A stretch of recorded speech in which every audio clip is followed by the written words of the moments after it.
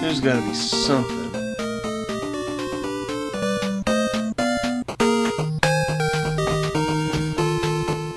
There's plenty of NES.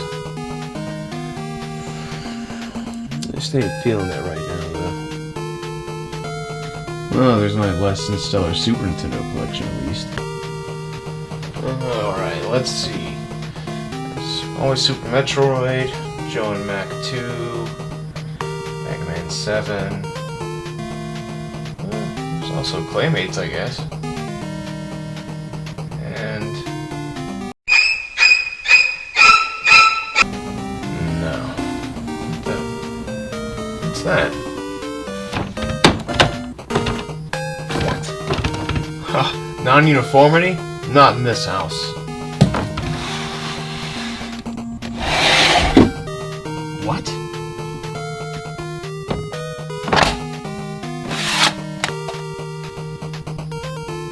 Super Adventure Island 2. Super Adventure Island 2 was developed by Hudson Soft and released in May of 1995. This is the last installment of the Adventure Island series, and in my opinion, by far the greatest. That is not counting the awful WiiWare version. Now, I know that's not saying much, but this game is leaps and bounds ahead of plenty of other adventure-style games that came out in that era. Well, let's pop this fucker in and give it a try. The original series is a typical linear side-scrolling platformer, much like Castlevania or Ninja Gaiden. Move left to right, kill enemies, hit the boss, continue on. However, Super Adventure Island 2 breaks the mold completely. It's not only non-linear Metroidvania style, minus the minimap, but there's an entire world for you to explore, unlock, and backtrack to for new weapons and items. To sum up the general story of the series, you play as Master Higgins, an overweight Ron Jeremy lookalike. Master of what? I'm not entirely sure, but let's not get sidetracked on small details like that. His at-the-time girlfriend Tina gets kidnapped or abducted, and you must come to her rescue like the retired porn actor, gallant knight that you are. This happens 3 different times, just on the NES. I mean, in Adventure Island 3, even fucking aliens come from an entirely different universe just to collect this woman for purposes I can't even begin to imagine. You know, now that I think of it, she literally may be the only woman on Earth in this series. I've yet to see any other ones, so I'm not ready to rule that out. Jumping ahead to the SNES, go ahead and count one more game with the same type of plot. She's turned into stone by some evil sorcerer and Ron Jeremy has to come save her. You get the idea. I forgot to mention, between the events of Super Adventure Island 1 and 2, they finally do tie the knot. You know, maybe it's different when it's your wife who's kidnapped, and not just a girlfriend. I'm not entirely sure. However, after 4 times of this same shit, this fat motherfucker is just fed up. I mean, look at his transformation from a rather goofy skateboarding character into this armor-clad, kraken-slaying son of a bitch. I mean, Higgins' serious disposition on the box art just goes to show you that this time, he means business, and he is definitely not fucking around. Let's just start from the beginning, shall we? So the newly married Higgins is floating along with his, finally, wife Tina. Suddenly some red shit that the game calls a cyclone appears and they're both separated. Coincidentally, both have lost their memory due to amnesia.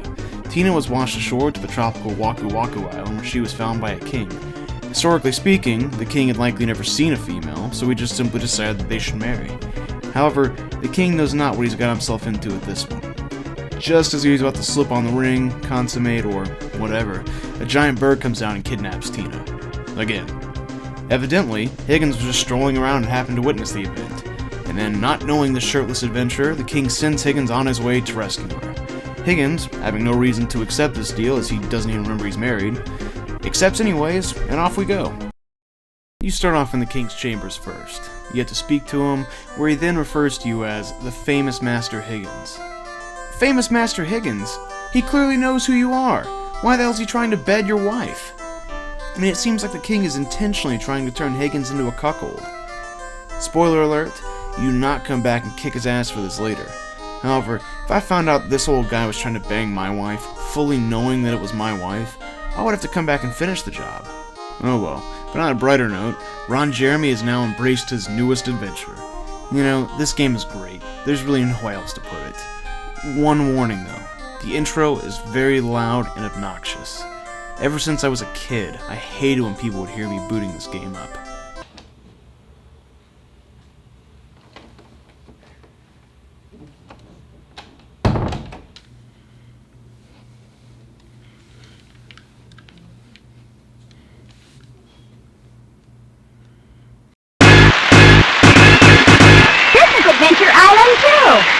Oh well. So you start off venturing around the world map. The first thing you'll probably notice if you rode far enough is that there are random encounters in this game. Very similar to how the random encounters in Zelda 2 Adventures of Link work. While they don't particularly do anything in the neighborhood of granting experience or items, they feel a welcome challenge as they're not frequent nor really infrequent. They've been able to find a good balance that makes them seem semi-fun, but not overbearing. When you reach the first island, it's pretty reminiscent of past titles. I mean, you're running around with your hula skirt, punching animals in the face to death, just having a great time. However, when you reach the first downward descent, you begin to realize exactly how different this is going to be. You're not just moving left to right anymore, but down, and sometimes up. This game really sets itself apart when you get your first weapon. I mean, it's your standard sword, but there are plenty more to come. And if you want, you can always try an all-fist run. However, I wouldn't really recommend it. Once you kill the shit out of a boss, you receive a stone, which will allow you to sink some of these weird crustacean-type things. Once they've been proper sunk, you can go on to the next area. It's in these next areas that Higgins slips on some armor, a shield, and a badass attitude. You know, I always thought Higgins was a ripoff of Mario, seen by the hat and the pudginess. However, the more times I play through this game, I'm beginning to change my mind. I don't remember Mario wearing armor and wielding a sword and board. Plus, I mean, he doesn't really look too much like Mario as he does Ron Jeremy. I mean, I know I keep saying that, but seriously, look at him. The elements are also at work in this game. It's your standard, fire beats ice beats fire, Aqua's good against everything, however not as good as light, but we'll get to that later. The platforming and adventure in this game is nothing but top notch. I mean, I guess it better be if the name is implying anything. Throughout the game, you'll discover new abilities that Higgins can use to traverse to new areas that were previously inaccessible. All you gotta do is visit some old guy, throw him some coin, and listen. On top of that, there are switches hidden within each of the islands. Much like the blocks in Super Mario World, these switches will either make bricks of the same symbol, either filled in or hollow. This leads to a lot of backtracking if you want to complete the game 100%. Luckily, there are also shortcuts between islands, making them all interconnected. You can also get a pretty expansive inventory of weapons. I mean, to name a few, swords, throwing daggers, fireballs, boomerangs, and my mitts. And there's also magic in this game. While there are a few damage spells, most are either warps, teleports, or health regen. You get more magic spells every time you pick up a magic bottle. These also increase the amount of overall magic that you're able to cast. Much like the Zelda franchise, hearts are found in hidden chests scattered throughout.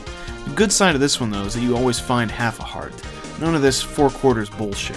And unlike Zelda, the game actually allows you to have X and a half hearts. I also have to point out the environments in this game. When you're on these island stages, it truly feels as though there's an expansive desert behind you, where you're actually within an active volcano. You know, being that I have a natural fear of water, the last level of this game always gave me this weird creepy feeling. Like the water stretched out forever and you were stuck and desolate in it. This is not mentioning the Kraken battle, which is terrifying to my younger self. Depending on your taste, the music can be quite enjoyable. It's mostly your typical tropical music, but there are a few good exceptions.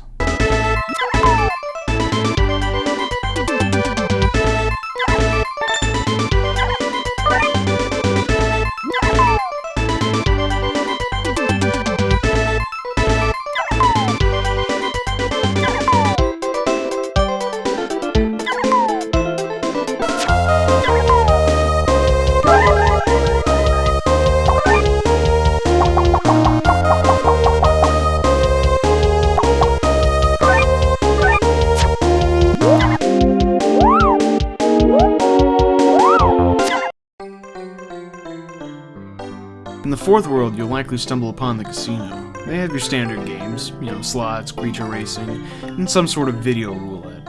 If you're able to hit it big, you can cash in and get some major nice gear as well. Specifically, the best weapon in the game, the light sword. This thing is as described, world's finest blade. I am fully willing to speak on behalf of this game's weirder elements, or should I say, its charm. Summoning the Ice Giant is always a treat. It's so nice to have him cometh and breaketh, downeth the dooreth? I don't know if that's intentional or bad translation.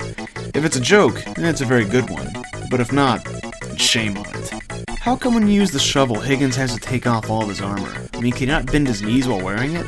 As seen by ducking, it certainly seems he can. I mean, I guess you could say that maybe he doesn't want to get sand in his armor, but I mean, if he didn't have to break his fucking back to be that close to the ground, maybe he wouldn't have to worry about it. These squirrels, yeah, you see them more than once throughout the game, mostly when you're punching the shit at them in the first island. But when you reach the final stage, they're literally throwing shit on you. Sorry, I mean shit at you. If they're not blasting shit nuggets, then I have no idea what is going on here. Also, why does Higgins have to relearn how to push things? I mean, I understand that he's supposed to have amnesia, but that's a bit of a stretch. It's like the old man knows, and has already set it up for Higgins to come by, drop some coins so he can simply say, "Yeah, just go push that boulder.